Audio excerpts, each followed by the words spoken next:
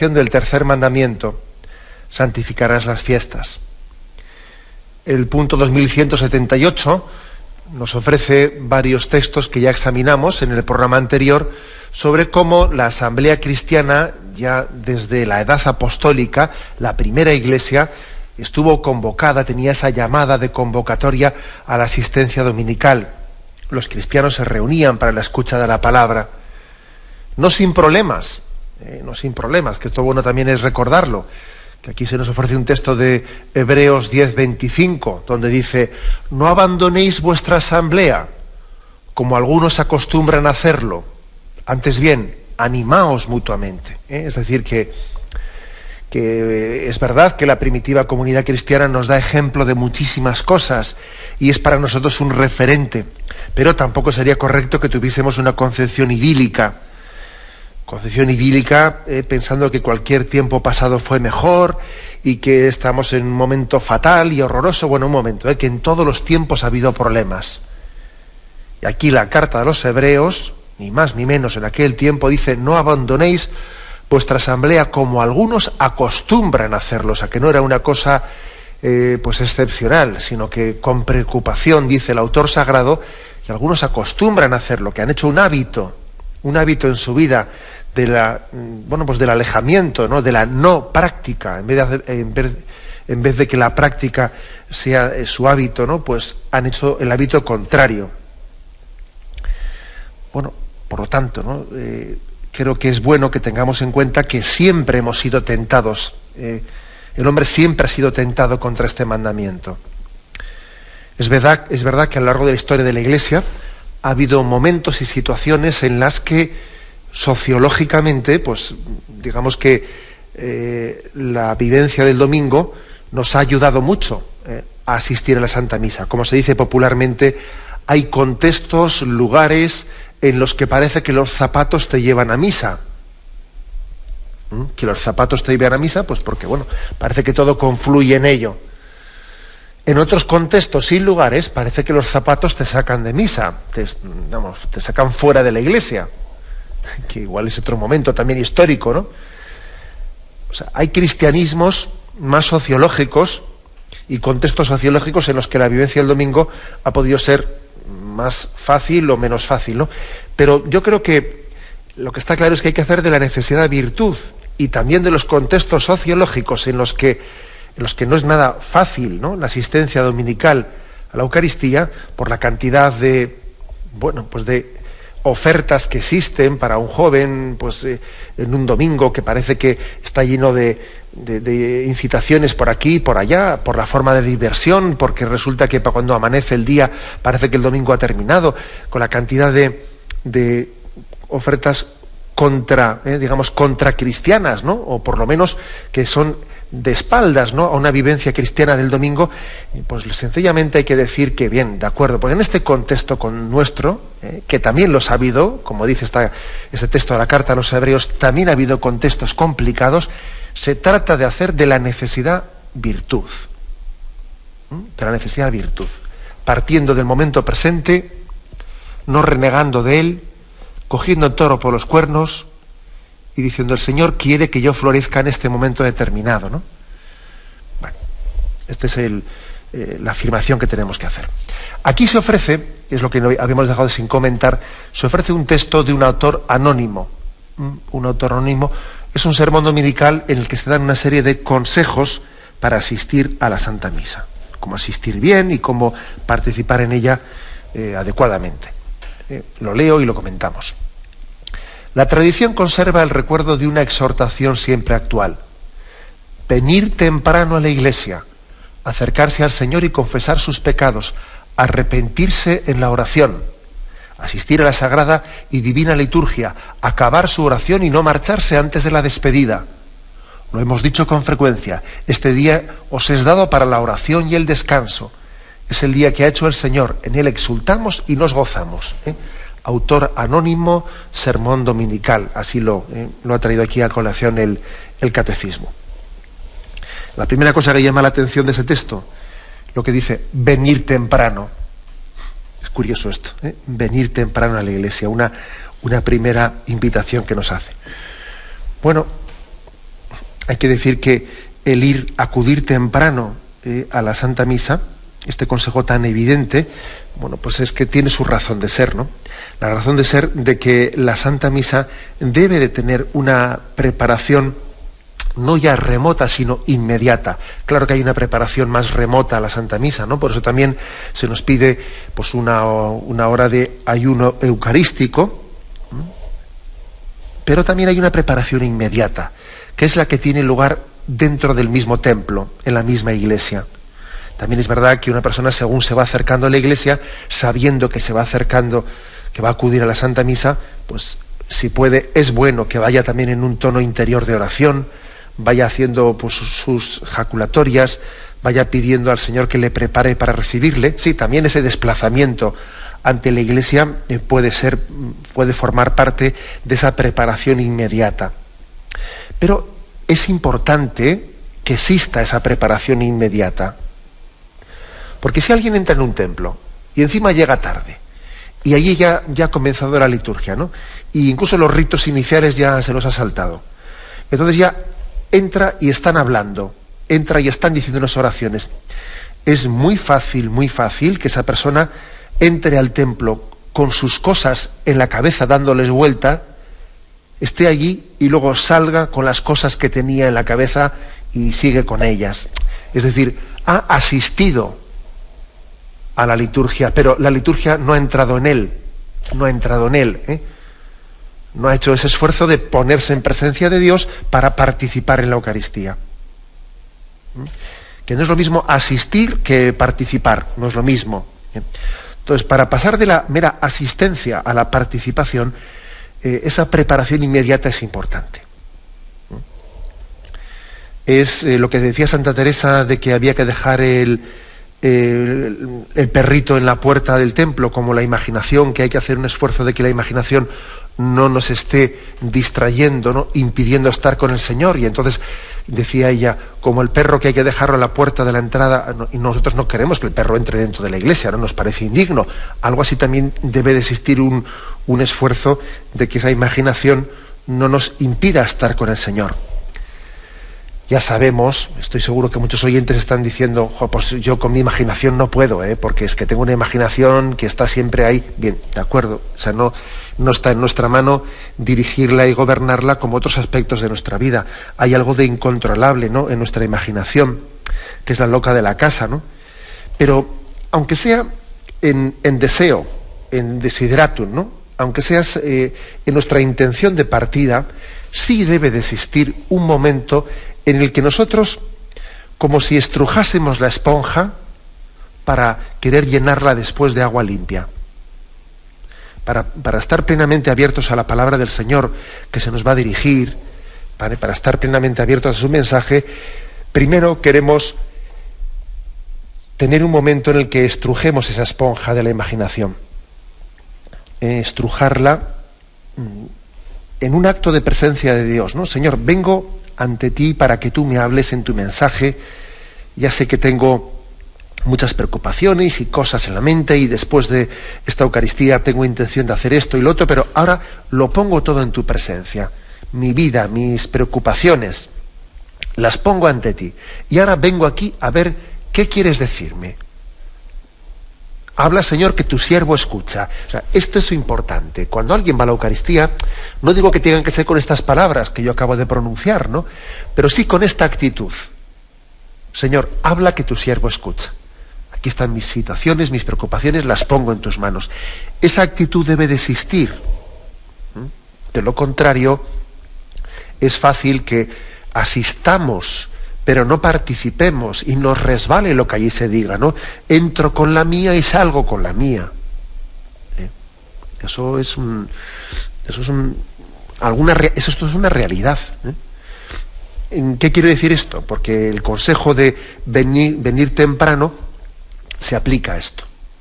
Conviene ir unos minutos antes de que comience la Santa Misa, unos minutos antes, y hacer ahí un acto de preparación y un acto de presencia de Dios.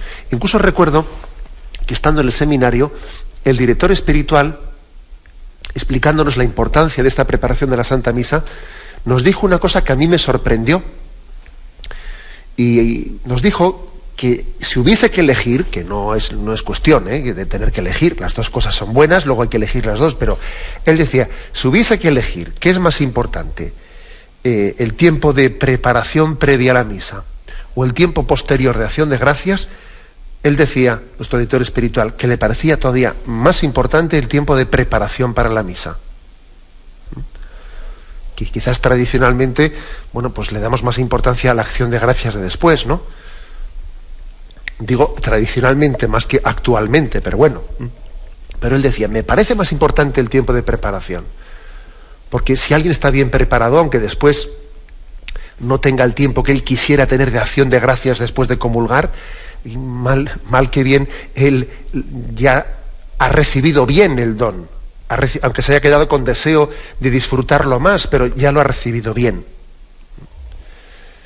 Por eso, cuando alguien llega un rato antes a la iglesia, primero recordemos que en la iglesia está la presencia eucarística de Jesús en el sagrario. Cuando el sagrario no está en el templo central, sino que está en una capilla lateral, pues lo lógico es que, habiendo llegado unos minutos antes, primero vaya a esa capilla lateral y tenga un rato de oración ante el Santísimo. Terminado el cual, ya sale de la capilla lateral y se coloca en el templo para celebrar la Santa Misa. Bueno, este es un consejo importante, venir temprano. Hay que decir también que a veces eso de llegar tarde es una manía en algunas personas. No ya solamente en la iglesia, sino a todos los lugares. Es una manía. Y yo pienso que esas manías, pues hombre, también es una ofrenda agradable al Señor. Señor, yo tengo una manía con esto de llegar tarde. Esto es casi, bueno, pues voy a intentar también en lo que se refiere, ¿no?, especialmente a las cosas más sagradas, hacerte una ofrenda de cómo superar esta manía. Recuerdo una anécdota, siendo yo párroco, pues de una buenísima persona que tenía esa manía de llegar siempre 5 minutos tarde a misa, ¿no? Y recuerdo que un domingo me llama, pues porque quería ofrecer la misa de ese domingo, pues por su madre, porque era el aniversario de su fallecimiento. Entonces me llama para decirme, don José Ignacio, el domingo es tal, si usted pudiese ofrecerla, y le digo, mire, pase un momentito antes, está libre la misa, pase un momento antes por la sacristía y allí, para que no me olvide yo ahora que estoy con el teléfono fuera en la calle, y allí lo anotaremos. Y me dice, ¿sabe lo que pasa? Es que como yo suelo llegar tarde a misa, pues es que difícilmente pasaré antes por la sacristía, porque como suelo llegar tarde. Y yo le dije, pero hombre, ni siquiera ese día va a hacer el esfuerzo de superar esa manía de llegar tarde. O sea, es curioso, ¿no? O sea, ya tenemos cogido una dinámica y nos es casi imposible superarla. Somos también animales de costumbres, ¿verdad? Pero yo creo que también ofrecerle al Señor la ruptura de esas esclavitudes, ¿no?, de esas manías que nos hemos realizado, pues es también una ofrenda agradable. Y además es también proclamar que el hombre tiene una voluntad que le gobierna y le dirige, y no somos esclavos de manías, de llegar siempre tarde, no, sino que tenemos una voluntad que nos gobierna. He aquí también, ¿no?, una cosa concreta en la que, porque vamos a ver, ¿qué le cuesta a uno organizarse para salir 5 o 10 minutos antes? Es que no le cuesta nada, pero se ha hecho un hábito, ¿no?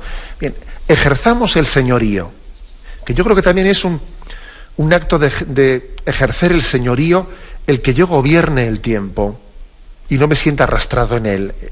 Gobierno el tiempo. Y como dice aquí, ¿no?, venir temprano a la iglesia. Pues sí, Señor, voy a gobernar mi tiempo para darle al Señor el tiempo principal de mi vida y no las migajas que me sobran. No las migajas que me sobran. Le doy al Señor la centralidad de mi vida. Porque de otra manera parece que es como si le dijésemos, Señor, si me sobra algo ya te lo daré. Pero hombre, el Señor es el centro de mi vida. Bueno, junto a esta invitación de venir temprano a la iglesia, también se insiste acercarse al Señor, confesar sus pecados, arrepentirse de la oración. Bueno, la confesión es una de las santas preparaciones que podemos tener y debemos de tener para acercarnos a la Eucaristía, venir un rato antes. Por supuesto que es mejor confesarse antes de la misa que durante la misa. Hombre, tampoco yo no sería escrupuloso. A veces lo bueno es el enemigo de lo mejor. Y el hecho de que suele haber sacerdotes confesando en algunos lugares porque hay más de un sacerdote durante la Santa Misa, bueno, pues bendito sea Dios, no será el ideal, ¿no? El ideal será que alguien se confiese antes de la Santa Misa, pero tampoco vamos a ser escrupulosos porque es que es como si alguien estuviese muriéndose de hambre. Cuando se dice, no está bien confesarse durante la misa, porque así se pierde, mientras tu confesión te estás perdiendo pues alguna lectura, alguna explicación. Hombre, de acuerdo, lo correcto es confesarse antes de la misa. Pero vamos, yo suelo decir que es como si alguien se está muriendo de hambre en esta sociedad en la que estamos, en la que tanta necesidad tenemos del sacramento de la confesión, y a nadie que se está muriendo de hambre le diríamos, oye, hay que comer con todos los cubiertos, con cuchillo, con tenedor, con toda la cubertería. Mira, si está muriendo de hambre, deja que coma con las manos. O sea, aquí vamos a salvar lo principal, ¿eh? O sea que sí es cierto, pero es verdad que pudiendo, y especialmente quien tenga ya un ritmo de confesión pues ordenada en su vida, lo lógico es que venga antes de misa y se confiese antes o en otro momento. Es el ideal. Por eso dice, venir antes, poder confesarse, arrepentirse, es decir, tener conciencia de indignidad, tener conciencia de que me acerco a algo muy grande, es decir, que esto que voy a realizar es el encuentro de la semana, es el momento álgido, el momento cumbre de toda la semana, el momento que yo he esperado, que es el momento en que el Señor viene a mí. No he tenido en toda la semana un encuentro más importante que este, ¿no? Y eso yo necesito decírmelo, necesito actualizarlo, necesito tenerlo en una memoria viva, no en una teoría, ¿no? Y por eso debe de existir una preparación previa a la Santa Misa. Eso es lo que aquí se nos quiere explicar. Tenemos un momento de reflexión y continuamos enseguida.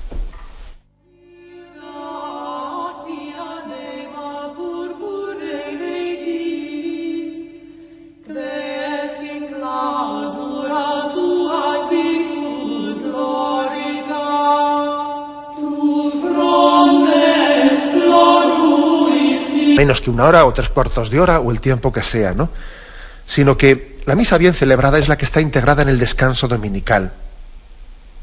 Es la misa que tiene una centralidad dentro del domingo. Es la misa del momento, el momento cumbre del domingo es la Santa Misa. Uno de los problemas que solemos tener es ese de un indicativo que nos dice luz roja, ¿no? O sea, que hay algo está fallando. Cuando vivimos la misa del domingo con un a ver dónde la encajo. O sea, yo tengo mis planes de domingo, tengo mis planes y estoy viendo en mi horario, en mi programa, en mi agenda, a ver si busco un hueco para la misa. Madre mía, sobre todo eso pasa mucho en las capitales, ¿no? Madre mía, que eso puede ser un indicio de que la misa no tiene la centralidad en nuestra vida la que debiera de tener. Yo entiendo que hay situaciones que complican las cosas. Por ejemplo, cuando en una familia no son todos practicantes, ¿no? Y eso es complicado, porque claro, si en la familia no son todos practicantes, pues entonces, claro, si la familia tiene un plan y el padre no va a misa y el otro no sé qué, pues entonces, claro, la mujer que va a misa o un hijo o lo que sea, tienen que ver de qué manera asisten ellos a misa, en un rato que quede libre para luego hacer ellos el plan conjunto con su padre, que tal que cual. Son dificultades. O cuando un joven tiene una cuadrilla, o un joven, un adulto, ¿no? Tiene una cuadrilla, unos amigos, que varios de ellos o muchos de ellos no son practicantes, igual es practicante el solo, y claro, la cuadrilla hace un plan, y en ese plan no entra la Eucaristía, claro. No entra en la Eucaristía, y entonces para él es bastante complicado ver cómo la encaja y ver dónde la soy capaz de vivirla, etcétera, ¿no? O imaginémonos también algo en que se van en un viaje, ¿no? Un viaje de amigos a tal sitio, en un viaje en el que prácticamente están todos conviviendo, y claro, allí llega el domingo y ellos, el resto de la cuadrilla que han ido de viaje o de matrimonios, etcétera, no tienen ningún plan de asistir el domingo, y entonces ¿de qué manera concreta lo puedo vivir yo? Bueno, pues la verdad es que yo creo que en estos casos lo mejor que se puede hacer es tener personalidad. O sea, es decir, mira, si el Señor te ha puesto en una situación de esas, te ha dado una ocasión de oro de hacer apostolado, de ser testigo.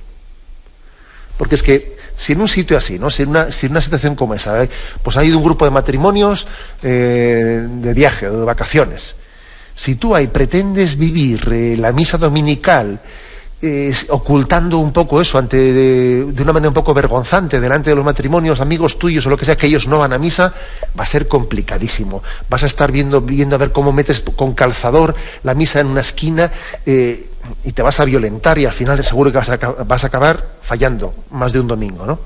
Lo mejor es ser transparente. Lo mejor es hacer en estos casos una situación de decir, oye, mira, yo voy a acudir a la misa el domingo. Entonces, pues mira, me he enterado que hay esto, tal. Vosotros estáis aquí, ¿no? Bueno, pues yo cuando termine ya os buscaré. O sea, si es que es lo mejor. Lo mejor es ser transparente. Y además, sin darnos cuenta, posiblemente daremos que pensar. Me decía a mí una familia, con la que estuve hace poco pues cenando, bueno, pues que hoy en día se dan muchos casos de estos, ¿no? Y bueno, la niña de la familia, pues va a pasar un fin de semana con otra familia. Y claro, en la otra familia no van a misa el domingo. Y claro, y esta niña sí que va a misa, ¿no?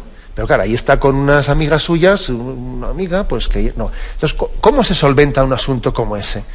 Bueno, pues diciendo las cosas de entradas bien claramente, ¿no? Oye, ¿va a ir como te vas a pasar el fin de semana? Oye, pues nosotros solemos ir a misa, ¿qué misa tenéis por ahí alrededor para que la niña vaya? Pues ya está, las cosas claras y el chocolate espeso. Posiblemente igual, defendiendo un poco esa propia libertad y sin avergonzarse de ella, harás un favor a esa familia. Es una ocasión de gracia. Resulta que igual esa amiga tuya, claro, si tú vas a misa, te acompañará. Y si no te acompaña, bueno, pues te vas tú solo, ¿no? Pero sí creo que cuando hablamos de ser testigos, de ser apóstoles y de cosas, palabras bonitas como esas, si luego eso se realiza en situaciones concretas como estas, ¿no? Pero a veces esa especie de complejo o actitud un tanto vergonzante nos suele dejar ahí a medias, ¿no? Creo que es importante que insistamos en esto. El ideal, por supuesto, es la asistencia de la familia unida a la Santa Misa. Eso es una gozada, ¿no? Cuando vemos en la Iglesia las familias unidas, todos asistiendo conjuntamente, eso es una gozada, eso es un don de Dios, ¿no? La familia unida en la Eucaristía. La familia que reza unida permanece unida, ¿no? La familia que asiste unida a la Eucaristía, yo creo que es aparte de ser un gran testimonio, que hoy en día cuando ve un matrimonio que va con todos sus niños a misa, ¿no? Madre mía, bendito sea Dios, ¿no? Aparte de ser un gran testimonio, Dios bendecirá a esa familia, Dios la bendecirá. Bien, tenemos un momento de reflexión y continuamos enseguida.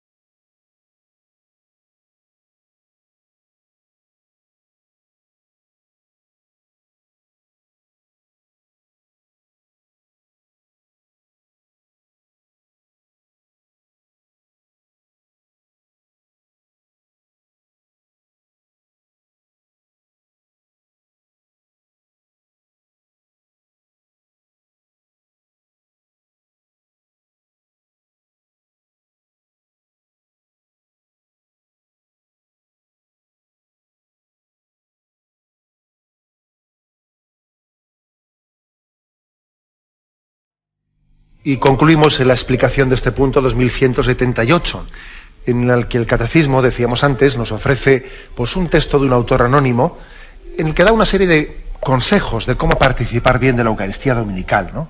Venir pronto, decía, tener ahí una preparación, tener también después una acción de gracias después de haber concluido la celebración. Y al final dice algo que es curioso, dice: es el día que ha hecho el Señor. En él exultamos y nos gozamos. Bueno, o sea que se nos da el consejo de que para celebrar bien el domingo tiene que haber en nosotros un tono interior de gozo y de alegría. Exultamos y gozamos. Hay dos tipos de alegrías, ¿no? Las alegrías más carnales y las alegrías más espirituales. Entonces, nosotros, está claro que aquí estamos subrayando que hay unos motivos profundos para la alegría, y es que Dios está con nosotros. Si Dios está con nosotros, ¿quién estará contra nosotros? Bien, esa es la alegría profundamente espiritual, pero es verdad que también la acompañamos de otras alegrías humanas, ¿no? La alegría humana de decir, hoy descanso, qué bien, ¿eh? Hoy estoy con mi familia, hoy gozo de charlar con los chavales y estoy un rato con ellos, ¿no? O sea, la fuente de la alegría es espiritual, pero está también adornada, ¿no?, de toda esa serie de alegrías humanas. Por eso, un cristiano que celebra el domingo, una primera cosa que tiene que hacer es decir, vamos a ver, ¿cómo estoy yo interiormente para celebrar el domingo? ¿Estoy triste? ¿Estoy amargado? ¿Estoy con mis cosas preocupado? Igual lo primero que tengo que hacer para celebrar bien el domingo es pues mortificar mis estados de ánimo. O sea, mortificar los que la ofrenda más agradable a Dios, me lo habéis escuchado muchas veces, la ofrenda más agradable a Dios, pues no es tanto la de mis sacrificios externos, sino la ofrenda de mi propio estado de ánimo. Hacer una ofrenda agradable. Señor, no me voy a dejar arrastrar de mi tono malhumorado. No, Señor, o sea, voy a vivir alegre en tu presencia, porque tengo razones para la alegría, y 3 bobaditas o 4 bobadas no me la van a robar, no me la van a quitar, esa alegría que tú me has dado. Eso yo creo que es básico, es una mortificación muy agradable a los ojos de Dios, la principal. Poco sentido tienen otras mortificaciones si no las unimos a esta. Curiosamente, pues a veces la convivencia familiar de los domingos, de los fines de semana, suele ser una situación en la que allí más afloran los malos humores, ¿no? Y eso es una contradicción para vivir el domingo. Si resulta que allí el domingo, pues allí está saliendo del mal genio de uno y el otro y más allá, ¿no? Porque muchas veces ocurre que reservamos para los de casa lo más amargo de nuestra vida, pues es que es un contrasentido en la vivencia del domingo. Y eso debe de ser mortificado y debe ser ofrecido al Señor. Otras veces ocurre que a algunas personas les pasa que no saben descansar. O sea, hay personas que están totalmente imbuidas totalmente metidas en esa especie de estrés laboral y no saben descansar. O sea, llega el domingo y parece que están como un bicho raro fuera de su tiesto, ¿no? O sea, una planta fuera de su tiesto o un animal fuera de su jaula o de su hábitat, ¿no? Y están raros y están allí tumbados en un sillón porque es que no saben hacer otra cosa que trabajar. Ojo con eso que también ocurre. Ojo, que eso también es una de las enfermedades que conlleva esta sociedad, que parece que algunos solamente se valoran por su trabajo, y le sacas del trabajo, parece que necesitan llevarse trabajo, porque es que si no, tienen una sensación de inutilidad en casa que es tremenda. Y eso también debe de ser purificado. Hay que saber gozar con el descanso, hay que saber dedicar el tiempo para hablar entre nosotros y gozar de la presencia mutua. Gozar de la presencia mutua, ¿no? Eso es muy importante, ¿no? Esa sensación de que uno está como un tonto en casa porque no sabe estar sin trabajar, es que nos han contagiado, ¿no? O sea, nos han hecho esclavos. La situación vital en la que alguien vive el domingo, pues debiera de ser el estar totalmente esponjado, ¿no? Sentirse como en casa, este es mi hogar, esta es mi familia, ¿no? Aquí sí que me siento verdaderamente en confianza, no sentirse raro. Y por otra parte, y junto a esto, o además de esto, también ocurre a algunas personas, bueno, pues que se acerca el domingo por la tarde, por la noche, empiezan ya a pasárseles por la cabeza que al día siguiente ya hay que ir a trabajar y empiezan a coger un mal genio tremendo, de decir mañana al trabajo, ¿no? Y entonces ya empiezan los malos humores y los enfados. Eso también ocurre con frecuencia.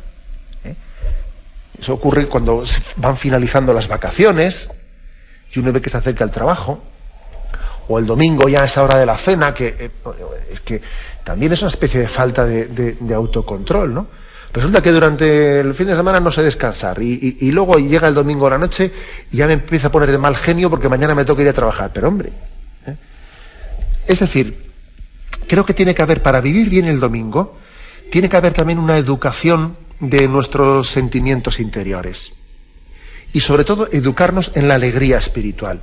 Si el Señor está con nosotros, ¿quién está contra nosotros? Pero si a mí el domingo me han dado la gran noticia de que Cristo ha resucitado y Él es Señor de mi vida y me está invitando a una vida resucitada con Él, bueno, pues se tiene que desprender un sentido de gratitud, de gozo, de una buena relación familiar, sin que permitamos que otras cosas nos roben ese ambiente.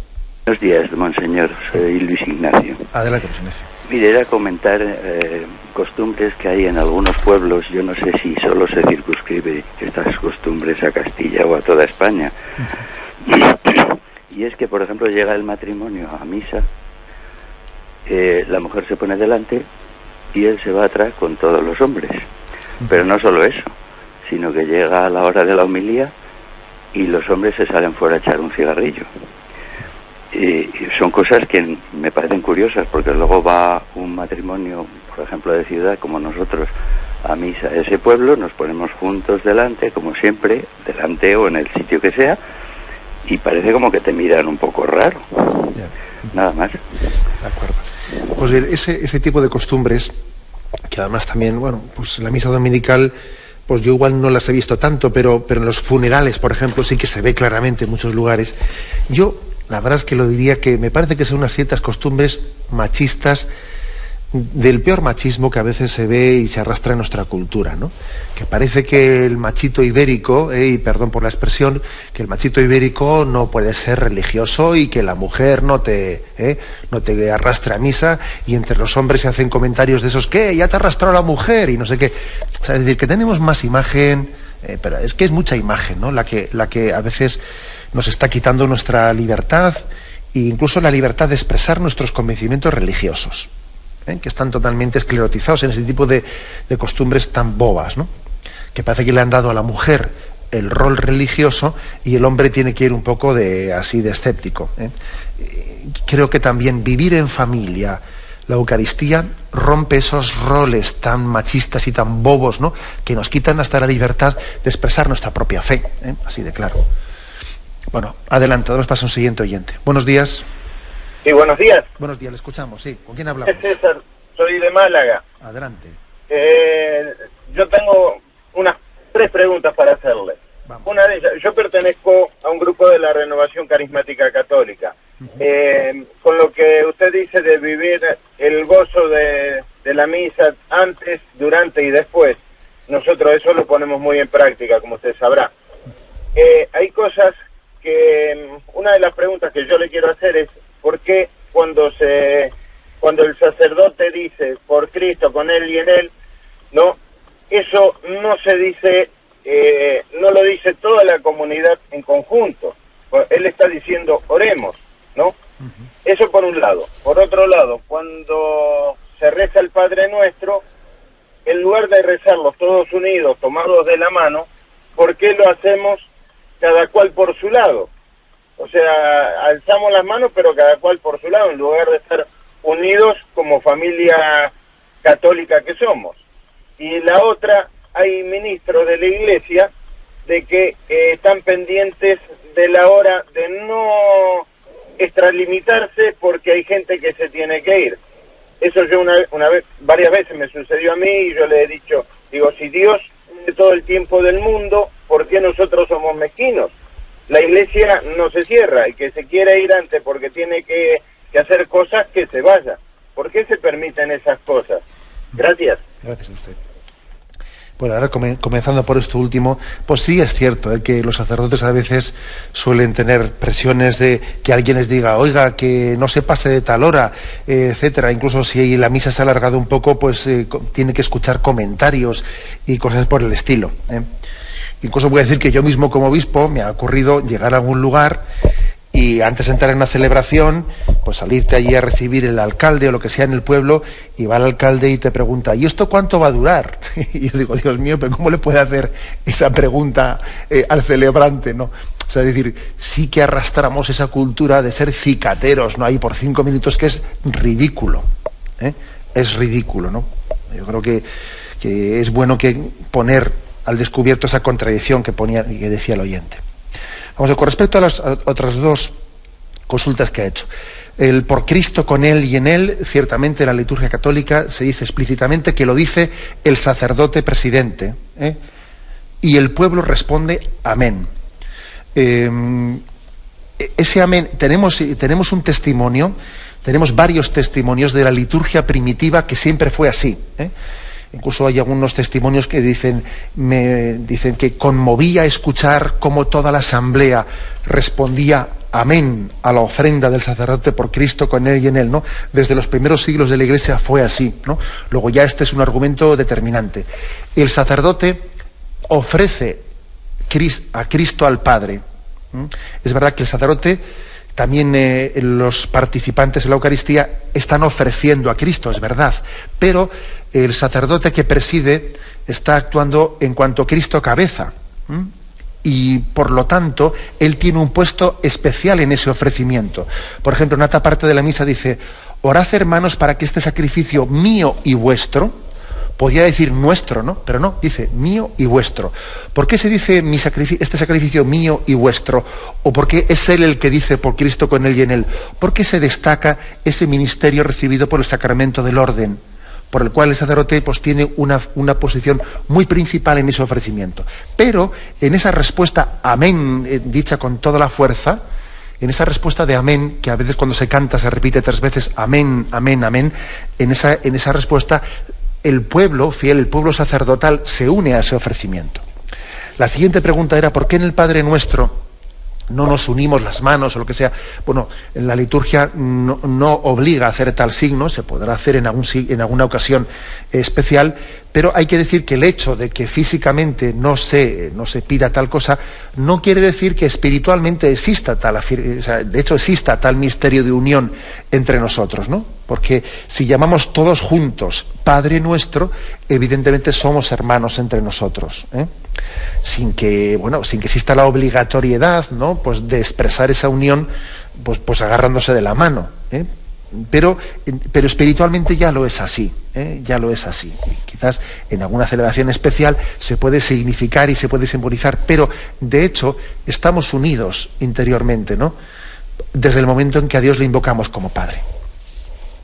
Adelante, nos pasa un siguiente oyente. Buenos días. Buenos días. Buenos días. Monseñor, quisiera que me explicase brevemente el concepto que rezamos en el credo. Descendió a los infiernos. ¿Qué quiere decir? De acuerdo. Bien.